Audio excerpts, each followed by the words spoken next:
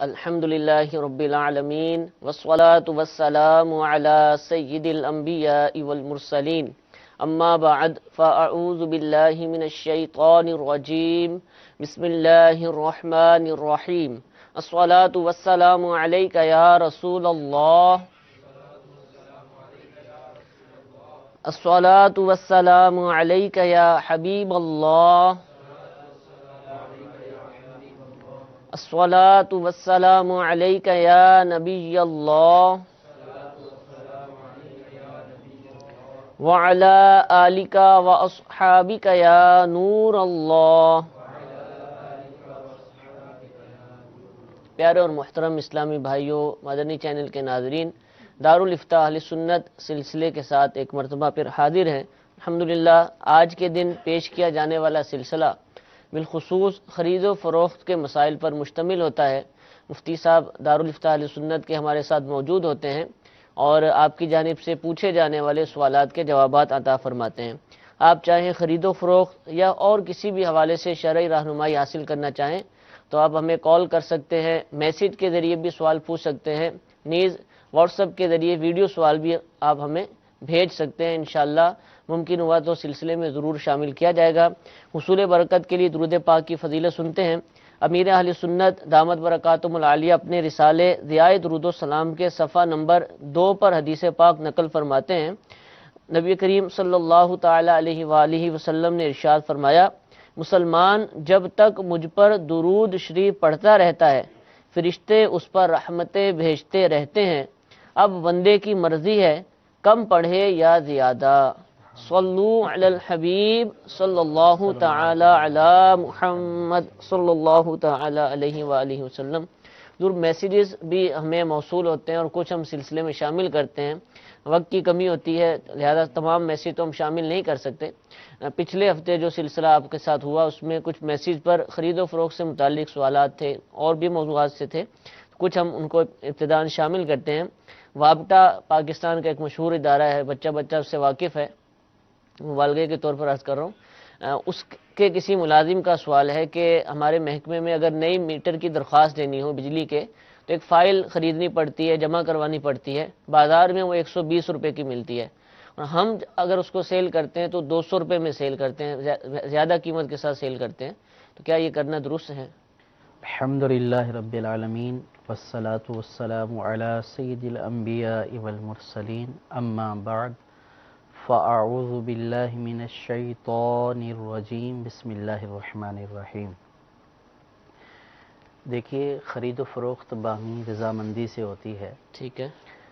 اگر کوئی چیز زبردستی کسی کے اوپر تھوپ دی جائے یا اس کو مجبور کیا جائے کہ آپ نے یہ چیز مجھ سے خریدنی ہے یا ہم سے خریدنی ہے اور سامنے والے کو خریدنے کے علاوہ کوئی چارہ کار نہیں ہے، ٹھیک ہے، اور وہ اس لیے خرید رہا ہے کہ اگر یہاں سے نہیں خریدوں گا تو میرا کام ہی نہیں ہوگا، تو اس صورت میں جو اس طور پر کسی کے اوپر یوں زبردستی چیز لازم کر دینا یا اس سے خریداری کروانا، تو یہ جبراً ایک طرح کی خرید و فروخت ہے۔ ٹھیک ہے، اور اس کا حکم فقہا نے بیع فاسد قرار دیا ہے، یعنی ایسا کرنا ناجائز اور گناہ ہے کہ 120 روپے کی چیز ہے 200 روپے میں اگر وہ اپنی رضامندی سے خرید رہا ہے تو شرعاً اس میں کوئی حرج نہیں ہے۔ ٹھیک ہے، لیکن اگر اس کو یہ کہہ دیا جائے کہ ہمارے پاس بھی ملتی ہے، باہر سے بھی آپ خرید سکتے ہیں، ٹھیک ہے، باہر سے آپ کو جتنی کی ملے لیکن ہمارے پاس 200 روپے کی یہ آپ کو ملے گی، ٹھیک ہے،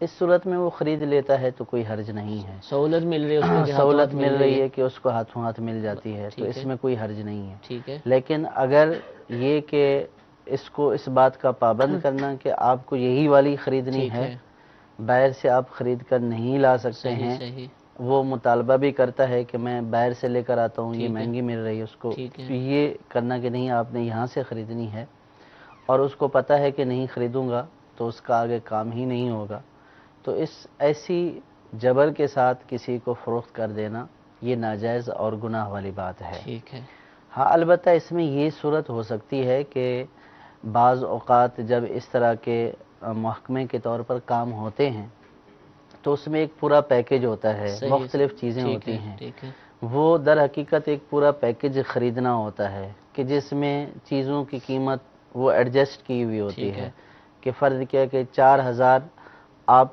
پہلے جمع کروائیں گے اور اس 4,000 میں آپ کو یہ چیزیں دی جائیں گی. تو وہ جو خریدو، اب اس میں یہ ہوتا ہے کہ ادارے خریدتے ہیں تو ظاہر ہے کہ 120 کی خریدی تو 150 کی بیچ دی، 160 کی، لیکن وہ اس پورے پیکج میں شامل ہوتی ہے. تو ایسی خریداری جو ہے وہ اس کو یہ نہیں بولیں گے کہ یہ جبراً لی گئی ہے یا اس کو مجبور کیا گیا ہے. تو وہ گویا کہ اس نے پورا پیکج خریدا جس میں ایک فائل بھی ہے، اور اس فائل کی قیمت اب ادارے والے 200 کر کے پورا ایک پیکج بناتے ہیں. تو یہ ایک الگ بات ہے، اس پیکج کا پہلے والی بات سے کوئی تعلق نہیں ہوگا.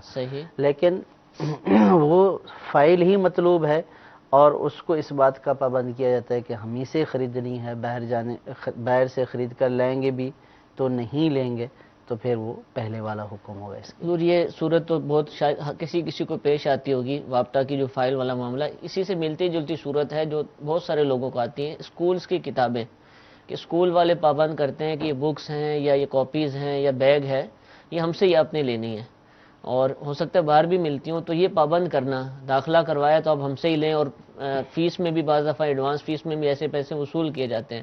اب وہ جس قیمت پر بھی دیں ان کی مرضی. بتا دیا جائے کہ یوں چیک کرنے کی اجازت نہیں ہے. پیکنگ کھل گئی تو آپ کو لینی ہوگی، کھل گئی تو آپ کو لینا ہوگا. یہ بھی جبر تو درست نہیں ہے لیکن کہ اس کو اختیار ہے، لیکن اس میں چونکہ اس کا نقصان ہے بالکل، تو اس سے خریدار کو بھی بچنا چاہیے کہ اس کا نقصان کرا کر بولے کہ مجھے نہیں خریدنا تو اس کا نقصان ہو جائے گا. لیکن پیکنگ کھولنے سے چیز کا خریدنا اس کے اوپر لازم ہو جائے ایسا بھی نہیں ہے، کیونکہ خریدار کو خیار رویت تو حاصل ہوتا ہے کہ وہ چیز کو دیکھے اور دیکھنے کے بعد پھر اس کو خریدے. ٹھیک ہے جی. ایک کال سلسلے میں شامل کرتے ہیں، سنائیے. میرا سوال یہ ہے، ایک آدمی نے مجھے ₹1,00,000 دیا ہے بھی آپ کاروبار میں شمار کریں. وہ ₹1,00,000 میرے پاس موجود ہے دکان میں، میں اس کو ماہانہ کے حساب سے کچھ نہ کچھ دے دیتا ہوں. کیا وہ جائز ہے یا ناجائز ہے؟ جی یہ صورت شرکت یا کاروبار والی نہیں ہے، بلکہ یہ صورت قرض والی ہے. کہ پہلے سے جو کام کر رہے ہوتے ہیں تو ان کو کاروبار میں پیسوں کی ضرورت پڑتی ہے، تو وہ کسی پیسے والے کو کہتے ہیں کہ آپ ہمیں پیسے دے دیں. آپ یوں سمجھیں کہ گویا کہ آپ نے ہمارے کاروبار میں انویسٹ کر لیا ہے. تو وہ جتنی رقم دیتا ہے اتنی رقم ہی اس کو واپس کی جاتی ہے، اور اس کو مطمئن کرنے کے لیے اس کی طرف سے یا خود اس کی طرف سے آفر ہوتی ہے کہ آپ کو ماہانہ اتنا دیا جائے گا، تاکہ اس کو یہ کہا جاتا ہے کہ دیکھیں آپ نے انویسٹ کیا ہے، اس کا نفع بھی مل رہا ہے.